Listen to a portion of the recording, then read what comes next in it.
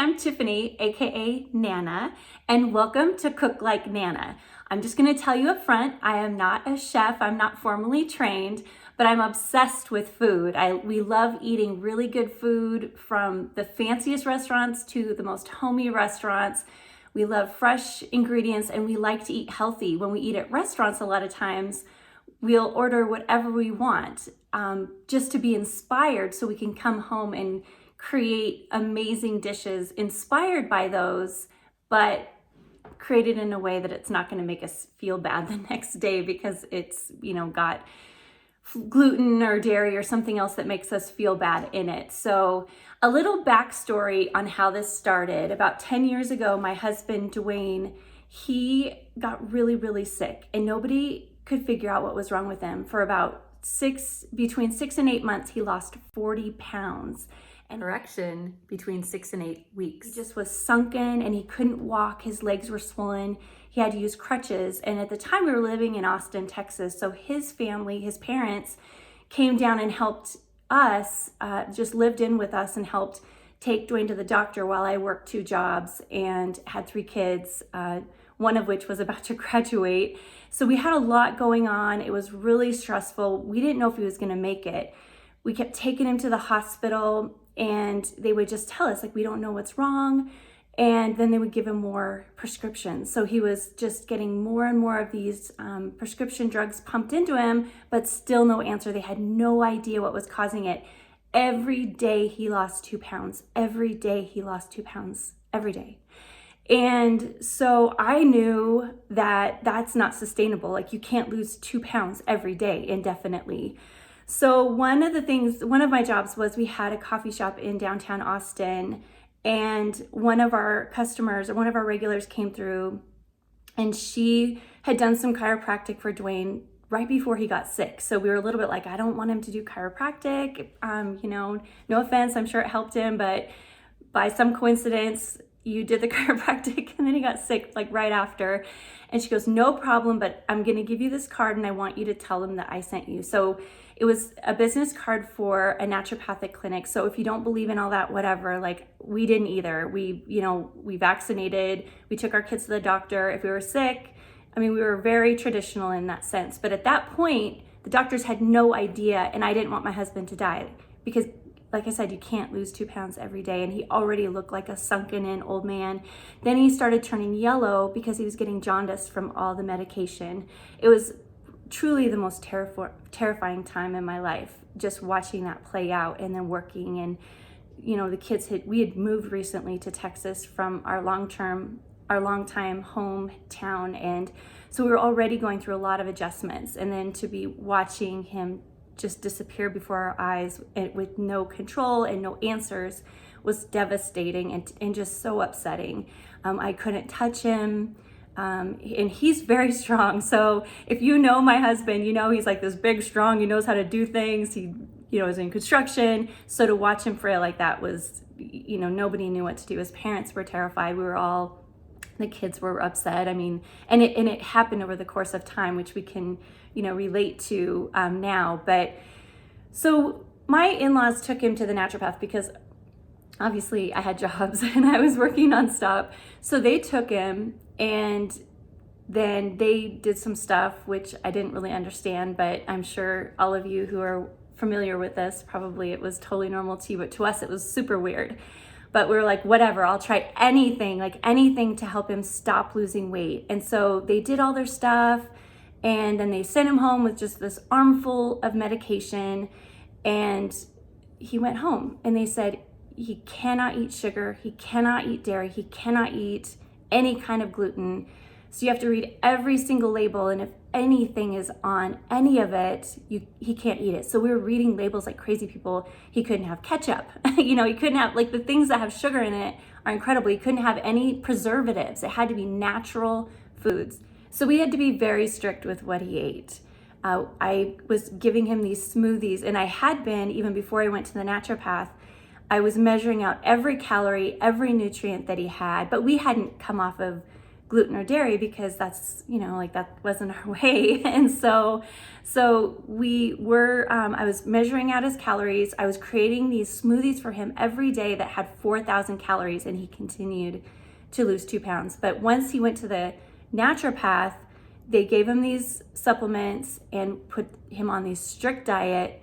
And the very next day was the first day he didn't lose any weight. So he maintained. He didn't gain any weight, but he didn't lose. So to me, that was a victory after so many days of just watching him disappear.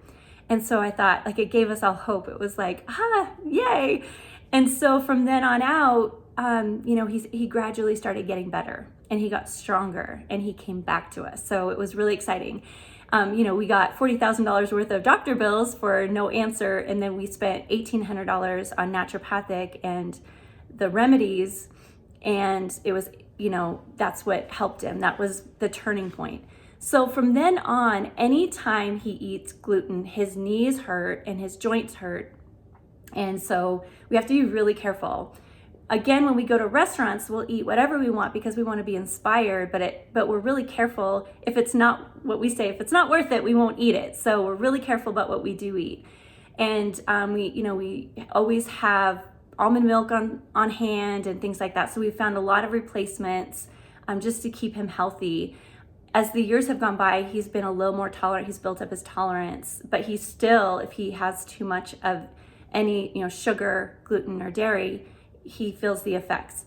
Also, one thing that happened was because we were cooking for him that way, the whole family ate that way. And everybody was on board because it was like they all watched their dad, get so ill and then suddenly feel better. So everybody was like, whatever we have to do to get Papa healthy, we're golden.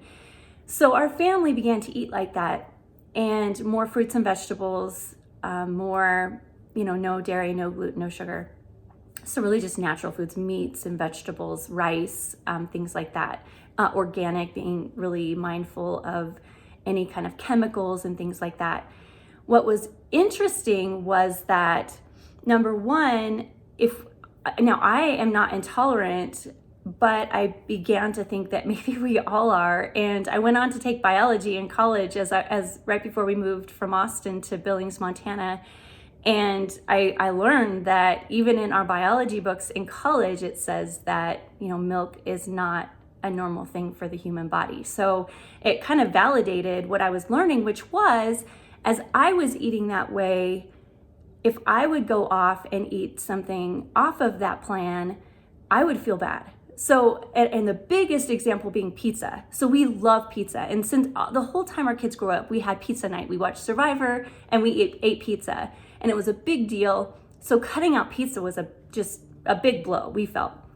I mean, it was worth my husband living, but it was a big blow. And so we kind of got to the point where I was like, you know what? It's not okay for us not to have good food. This is part of our family culture. Is we've always taken our kids out to restaurants and experienced new foods and new things and new techniques and ingredients.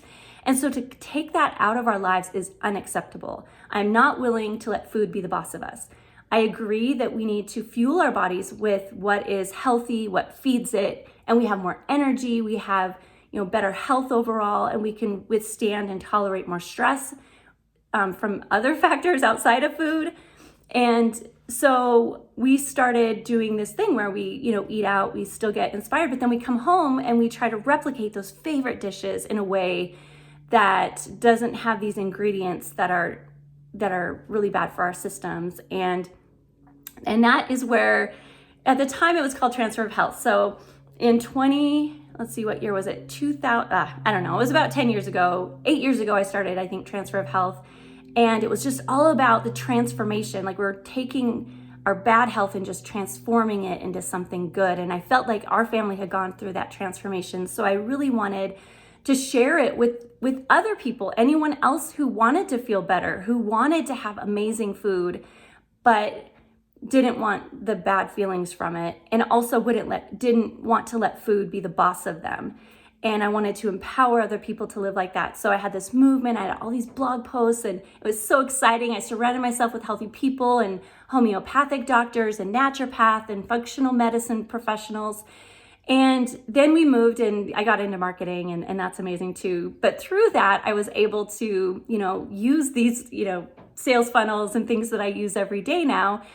But as everybody's home cooking more and needing more inspiration and able to spend more time with their families and looking at what is important, I had put out some of my recipes, and I had a friend just tell me, like, get this out to the world. So I feel like it's really timely right now, for a couple reasons. One is there's a lot of healthy food at the grocery store. So yes, we're, shuffling when we buy toilet paper, but if you want fruits and vegetables, sometimes they're skimpy, but it's also that time of year. So keep that in mind as well. Not everything is related to the crisis, but there are a lot of foods that we use in our ingredients that we've been able to readily get. Also, it's very friendly to online ordering. So I'm all about small business. So wherever you can, I think produce really should be purchased, obviously has to be purchased locally. And if you can make sure that they're locally sourced, that's even better.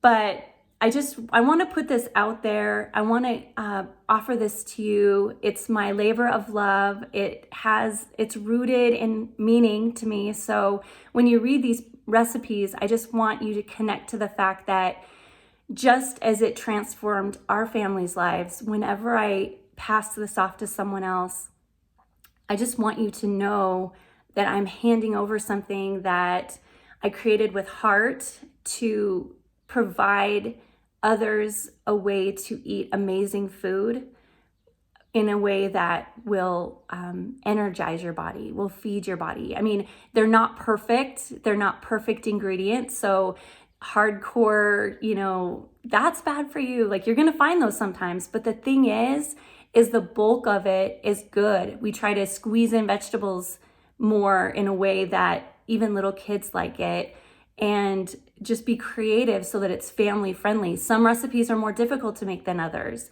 In fact, the sick soup is the sick soup was the original recipe. So when you read that, just know that, first of all, that makes you feel better. Nobody in my life has ever had sick soup and not felt better. And that was the first recipe that I made available publicly. And actually I was doing that probably 15 years ago. And so it does take some time to make, but make a lot of it and freeze it. And the other recipes, another recipe that's really special is the cookie recipe. So our family has a secret chocolate chip cookie recipe, and it's famous for being award-winning, and they're just amazing. Well, my husband has been making this gluten-free, dairy-free version, except for the chocolate chips. We do use real chocolate chips. But again, it's a tiny bit. Everything else is helping your body being able to cope with it. Have your probiotics the next day. But that's a really special recipe as well. And I think you're going to be delighted at the outcome. The third really special recipe is the chocolate cake and frosting. And I'm just going to warn you, so anyone from the Garlinghouse family, plug your ears, but not everyone's a fan of the frosting. You either absolutely love it or you're like, I don't get it. I have come to love it. Number one, I want to be part of the family, and it's everybody loves it. And it's just one of those things that you can't not love. But if you don't, pass it on. But if you do like it, you're going to love it. You're going to be absolutely thrilled that recipe is in your life. So, and, as I think of the different recipes, most of them spawned out of something really special in our life. And as we go on, I'll be adding those stories to the recipes. But please do go ahead and try to, don't just cook like Nana. I want you to have my recipes and cook the things that I would cook, but put your own spin on them. Please share them online and tag me or tag Cook Like Nana. And because I want to hear your stories. I want to hear what comes out of it, and times that you've used it where it really played a part. Because food is not just something to nourish us. At least in our family, it's something that's the center of us. It's the time that our family spends together. It's what we talk over. It's breaking bread together. So may you be blessed by the recipes and by the time that you have with your family as you're preparing and eating them. Be well.